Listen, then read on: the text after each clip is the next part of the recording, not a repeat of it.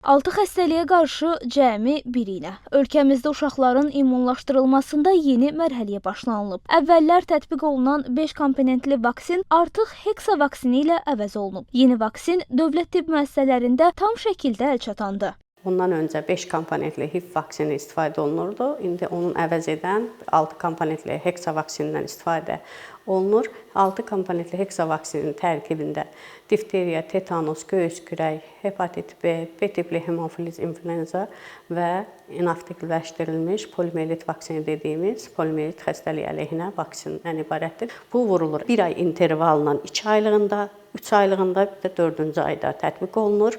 Onun revaksinasiyası 18 aylığında olacaq və gecikmiş halda belə olsa 7 yaşına qədər 1 ay intervalla vurmaq olar. Hexa vaksini bir dozalı flakon və ya hazır şprislər şəklində təqdim olunur. Yeni vaksinlər ölkəyə mərhələli şəkildə gətirilir. Hal-hazırda ölkədə 8 adda vaksin var. 11 xəstəliyə qarşı aparılır. Mən deməzdim 11, daha çox xəstəliklərə qarşı aparılır. Çünki hər bir adi bir xəstəliyin bir neçə ağırlaşması olur. Ərazi üzrə poliklinikasında müraciət edəndə pediatrlar uşağı tibbi müayinədən keçirilir.